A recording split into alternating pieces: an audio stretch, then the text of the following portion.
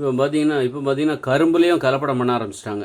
கரும்பு சாறில் வந்து என்ன பண்ண ஆரம்பிச்சிட்டாங்க, கரும்பு சாறை வந்து எடுத்துகிட்டு அதில் வந்து ஐஸ் தண்ணியெல்லாம் ஊற்றும்போது அதோட இனிப்பு குறையும்ல. அப்போ அதோட அளவு அதிகரிக்குது, ஆனால் இனிப்பு குறையும். ஐஸ் தண்ணியை சேர்க்கும்போது ஒரு கரும்பு சாறை வந்து அவங்க பிழிஞ்சு எடுக்கிறாங்க. ஒரு டம்ளர் கரும்பு சாறில் இன்னொரு அரை டம்ளர் தண்ணியை ஊற்றுறாங்க. குளிர்ந்த தண்ணியை ஊற்றும்போது அந்த கரும்பு சாறின் அளவு கூடும்போது அந்த கரும்பு சாறின் இனிப்பு குறையுது. அதனால் என்ன பண்ணுறாங்க, இந்த வியாபாரிகள் என்ன பண்ணுறாங்க, அந்த இனிப்பு குறையுதில்ல, அந்த இனிப்பை சரி செய்வதற்காக, இனிப்பை கூட்டுவதற்காக செயற்கையாக இவர்கள் என்ன பண்ணுறாங்கன்னா சர்க்கரை சேர்க்குறாங்க. சர்க்கரைனா சீனியை கூட சேர்க்க மாட்டேன்றாங்க. இன்னொரு ஜாங்கிரின்னு ஒன்று உண்டு புல்கு. ஜாங்கிரி அப்படின்னு சொல்லிட்டு இந்த மிட்டாயிலெல்லாம் பேக்கரி உணவுகளெல்லாம் ஸ்வீட்லலாம் சேர்ப்பாங்க. அதை சேர்க்குறாங்க. அதை சேர்த்து நம்ம நினைக்கிறோம் இனிப்பாக இருக்குது போலுக்கு கரும்பு சாறு அப்படின்னு சொல்லிட்டு நீங்கள் குடிக்கிறீங்க. அது ஃபுல்லாக கரும்பு சாறே கிடையாது. அதில் வந்து அந்த இனிப்பு சேர்க்குறாங்க, ரசாயன இனிப்பு சேர்க்குறாங்க.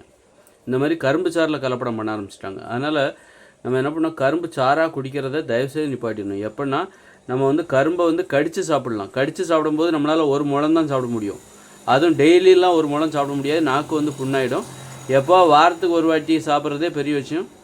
அதனால் கரும்பாக கடித்து தான் சாப்பிடணுமே தவிர என்றைக்குமே நம்ம ஜூஸ் போட்டு சாப்பிடக்கூடாது. ஜூஸ் போட்டு சாப்பிடும்போது நம்ம வந்து ஒரு நீட்ட கரும்பு, கிட்டத்தட்ட ஒரு 2-3 அடி நீட்ட கரும்பை நீங்கள் ஒரு கிளாஸ் நிறையா ஜூஸ் போடணுன்னா ஒரு 3 அடி நீட்டத்துக்கு ஒரு கரும்பை புழிஞ்சு அதுதான் உங்களுக்கு ஒரு கிளாஸ் சாராக கிடைக்கும்.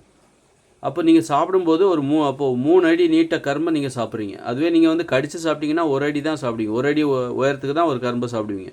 1 அடி நீட்டமுடைய ஒரு கரும்பை தான் நீங்கள் வந்து கடித்து சாப்பிடுவீங்க. அதுவே வந்து நீங்கள் வந்து ஒரு ஜூஸ் போட்டு சாப்பிடும்போது பார்த்தீங்கன்னா ஒரு டம்ளர் ஜூஸுக்கு ஒரு 3 அடி நீட்டமுடைய கரும்பு பயன்படுத்தப்படுகிறது. மேலும் நீங்கள் வந்து 1 அடி நீட்ட கரும்பை கடித்து சாப்பிடும்போது அதில் நிறைய உமிழ்நீர் கலந்து வயிற்றுக்குள் போகிறது. கடித்து சாப்பிடும்போது கரும்பை கடித்து சாப்பிடுகிற வழக்கம் இருந்தால் வாரத்துக்கு 1 தான் சாப்பிடுவீங்க. அதுவும் கிடைச்சா தான் சாப்பிடுவீங்க. அல்லது வருஷத்துக்கு எப்போ 2-3 வாட்டி சாப்பிடுவீங்க, அவ்வளோதான். ஆனால் நீங்கள் ஜூஸ் போட்டு சாப்பிடும்போது டெய்லி நீங்கள் ஜூஸ் போட்டு சாப்பிட்றதுக்கு வாய்ப்பு இருக்குது. உமிழ்நீரே கலக்காமல் ஒரு 3 அடி நீட்ட கரும்பில் உள்ள கரும்பு சாறானது வயிற்றுக்குள் போகிறது. இதனால் செரிமான பிரச்சனை ஏற்படும். அது கணையத்தையும் கல்லீரலையும் கடுமையாக பாதிக்கும். சர்க்கரை நோய் கண்டிப்பாக வந்துடும். ஏன்னா உமிழ்நீர் கலந்து தான் அந்த இனிப்பு உள்ளே போக வேண்டும். அது நம்ம கரும்பை கடித்து மென்று சுவைத்து சாப்பிட்டால் மட்டும்தான் சரியாகும் தவிர இப்போ ஜூஸ் போட்டு நீங்கள் குடிக்கிறதுனால இப்போ அது வந்து ரொம்ப தப்பு. அதில் வேறு இப்போ வந்து இனிப்பை வந்து செயற்கை இனிப்பை அதில் கலப்படமாக வேறு சேர்க்க ஆரம்பிச்சிட்டாங்க.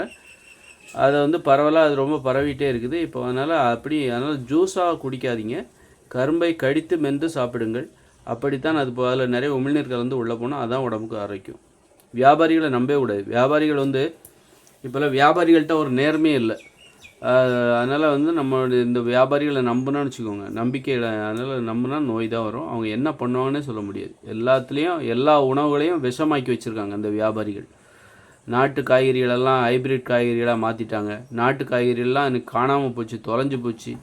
தக்காளி பழம்லாம் பச்சையாகவே சாப்பிட்லாம், அவ்வளோ அருமையாக இருக்கும். இன்றைக்கி உள்ள தக்காளி பழம்லாம் ரப்பர் பந்து மாதிரி இருக்குது. அதில் தக்காளி பழத்துக்கான அந்த அழகே அதில் இல்லை. அந்த மாதிரி இந்த வியாபாரிகள் அந்த வேலையை செய்யலை.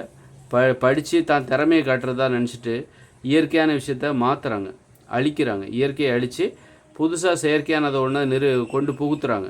இது என்னுடையதுன்னு சொல்கிறாங்க. இது நான் தான் கண்டுபிடிச்சேன் இந்த தக்காளி அப்படின்னு சொல்கிற மாதிரி. ஏற்கனவே தக்காளி இங்கே இருக்குது, இயற்கையாகவே இருக்குது. இப்போ என்ன சொல்கிறாங்கனாக்கா, இந்த தக்காளியை நான் தான் கண்டுபிடிச்சேன்னு சொல்கிறாங்க. அந்த அளவுக்கு செயற்கையான தக்காளிகள்லாம் வந்துச்சு, செயற்கையான காய்கறிகள்.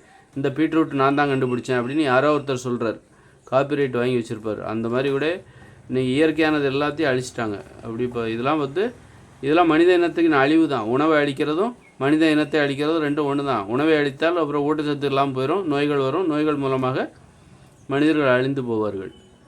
அந்த அளவுக்கு இப்போ உலகெல்லாம் மாறிப்போச்சு. என்ன பண்ணுறது? நம்ம தான் உஷாராக இருந்தாலும் ஒன்றும் பண்ண முடியாது.